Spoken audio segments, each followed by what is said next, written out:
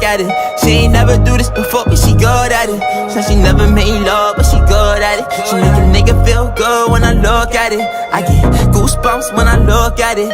Oh, girl, just wanna have fun with it. What's up, y'all? It's your girl nevaeh, and I'm back with another video. And in today's video, we'll be doing my labor and delivery story time, and hopefully y'all enjoy it. So it's gonna be a pretty long story, so y'all go ahead, do what you gotta do to watch this. Let's get into the video. To start off with, my due date was originally October 7th of 2018. When I went in on my 20-week scan, the doctor told me my baby was measuring smaller, and so he pushed my due date back October 19th of 2018. And basically, that meant my due date was like a week and a half back. I started on August 5th. It was August 5th because that was the day I went to my friend's baby shower. After I left my friend's baby shower that night, I started having really bad contractions, and I started spotting like blood and stuff. So I got scared, and I thought my mucus plug came out. And I was only like 28 or 29 weeks from that at that point, but I was scared, so I went into one of my local hospitals. It wasn't a hospital that I was supposed to give birth in. So I went to a hospital, and they put me in a labor and delivery room literally as soon as we got there. I was there for like a few hours, but I ended up not giving birth.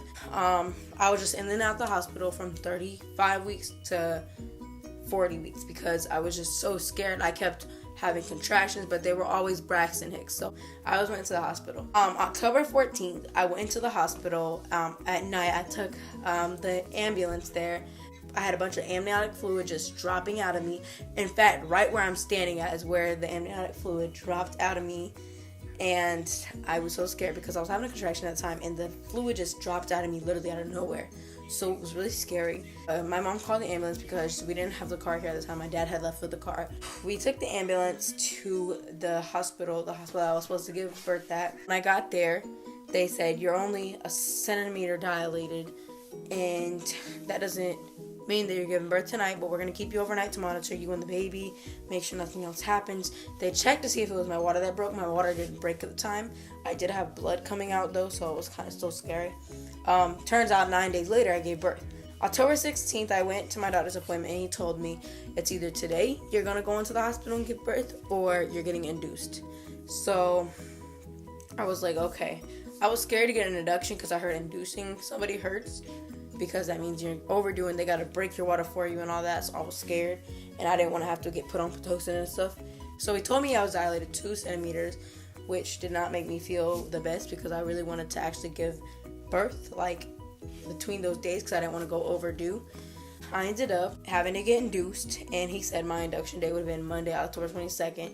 But the next day they called and said it was going to be Tuesday, October 23rd. You know, I went home, I stretched, I'm doing squats, walked around, did everything I could to get Nazelle out.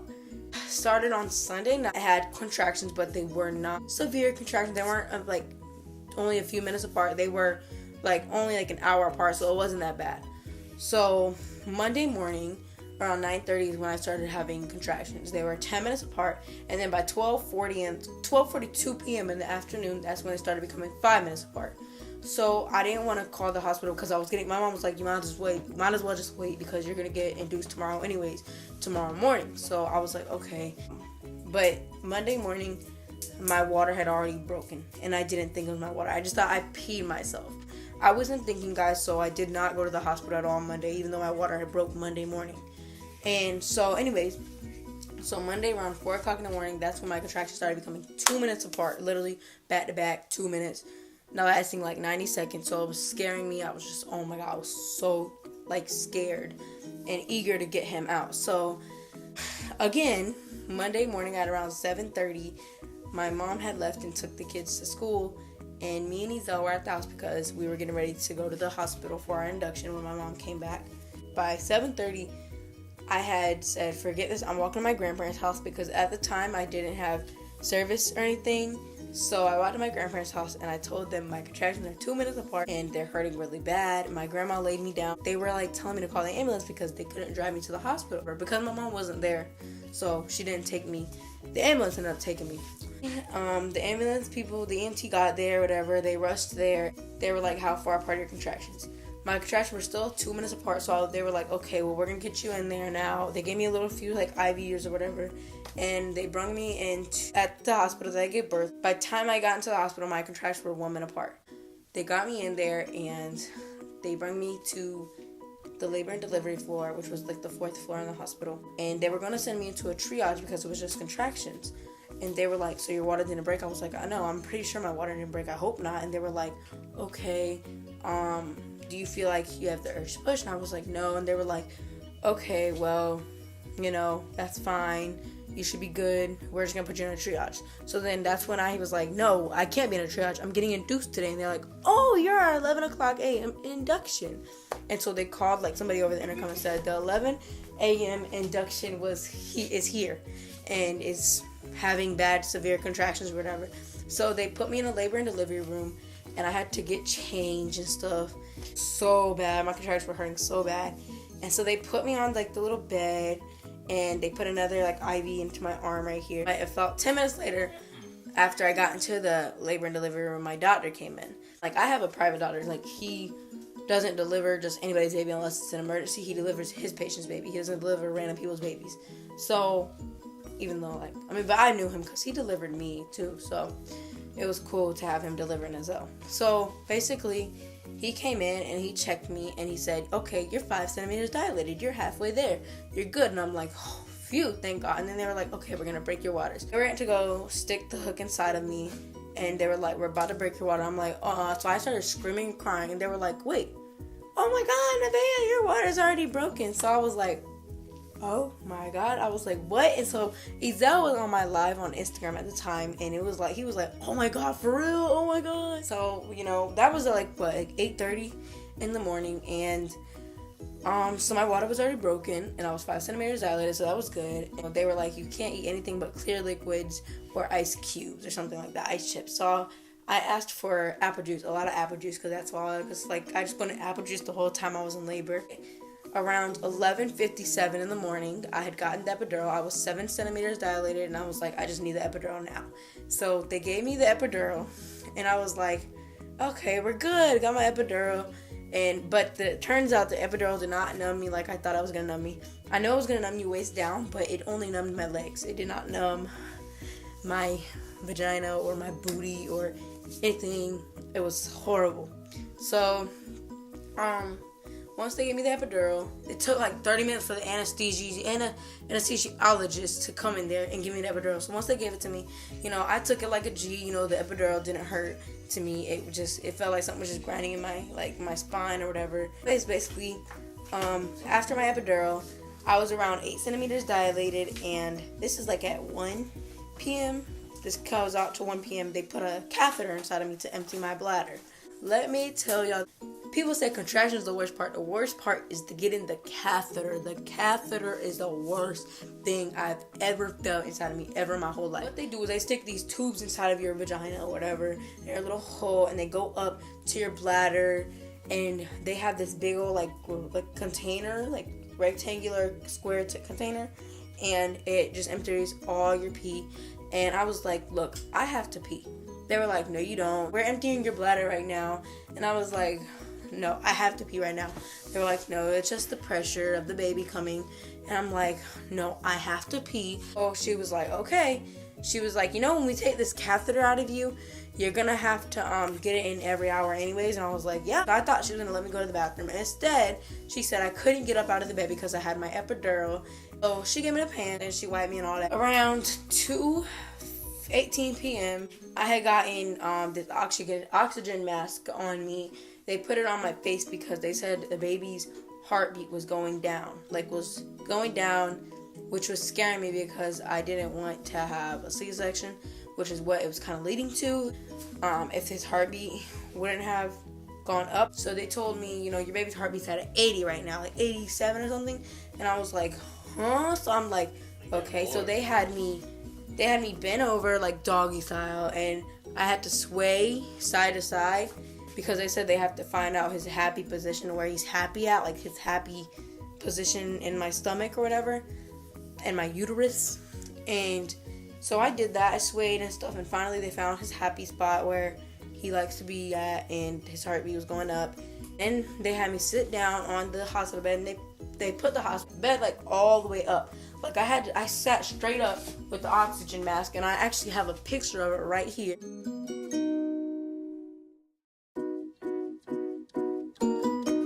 So yeah, they had me in like a hospital bed like this, and basically, yeah, it was just, oh my god, I looked so ugly. I wasn't preparing to look like that when I was in labor. So before all this, guys, around like 9:30, they started me on Pitocin, guys. So they had me on Pitocin, oxytocin. They had me drugged out. Like, I was out of it. But anyway, so yeah, so around 4 o'clock, no, around 3:39 or 3:37 to 3:39, I was like 9 centimeters dilated. So they were like, okay, baby's coming soon, so prepare yourself. And then, so they had Ezel, my mom, because Ezel and my mom were the only ones in the delivery room. It was my mom and Ezel, and it was my nurse and my doctor. And so it was them four in there, and around 4 o'clock, I was 10 centimeters, no, around like 3:50, I was like 10 centimeters fully dilated, or whatever. And that's when they were like, okay, Nevaeh, push. So I was like, okay. So I'm getting scared because they had me put my knees to my chest, and I had to like lock my hands like around my knees like that. Like I had like, I don't even know. Okay. I had to just lock my knees around my hands or whatever and hold them down. And they were like, now push your head up and push. And they had my mom hold my head up, and Ezel was rubbing on my leg trying to help push me back. So I was scared, and I was like, okay. So I'm pushing, and I'm feeling the pressure of the epidural. So I had my catheter put back in anyways before all this. So they took the catheter out, and it was time for me to push, whatever. And that's when, you know, I started pushing, and I was just like going crazy. I'm just like, so when I'm pushing, I wasn't pushing with my butt, y'all. I was pushing it like, I wasn't pushing like I was going to poop. So they told me, they were like, push like you're pooping, honey. So I'm like, okay. So I finally started pushing. I felt Nezel's head like coming out of me. So I went, and my doctor was like, okay, you're not making any progress with this pushing, but the baby was right there. So he had it like, the baby's head was like this much out. Like, this is my vagina, and this is my baby's head. Like, his head was like this, like out. And so when it was coming out, I went and I put my hand down there, and I felt his head. And I was like, oh my god, is that his head? Does he have a lot of hair? And Ezel was like, yeah, oh my god, he has a lot of hair. Oh my god. And I'm like, oh my god, I'm so happy. And so then my daughter was like, okay, push some more, Nevaeh, and if we need to, we're gonna have to suction him out with the vacuum. And I'm like, huh? So I was scared of that, so I tried to push as much as I could, but I couldn't push so much. So I was like, Mom, I can't do it. I cannot do it. Finally, my daughter had took the suction cup, and he had pulled Nezel's head out. So Nezel's head was like almost all the way out, I guess. And that's when I was like, you know what? I want to push him out. So I just said, you know what? I'm going to push him. So I pushed and I pushed and I pushed. And by 4:27 p.m., he had finally made it into this world, and he was born.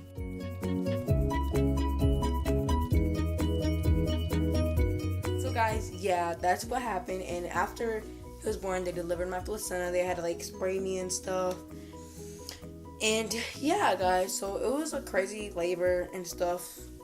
A lot of people wanted to know about my labor and stuff. So this is what really happened. And yeah, y'all, so you know, that was good. It was straight. It's good because at least I went through with a safe delivery and not having to have a C-section, because that was one of my last routes that I wanted to go through. So yeah, guys, so thanks for watching the video, and you guys already know what to do. Just subscribe, like, comment, and turn on your post notifications. And yeah, I'll see you guys in my next video. Bye.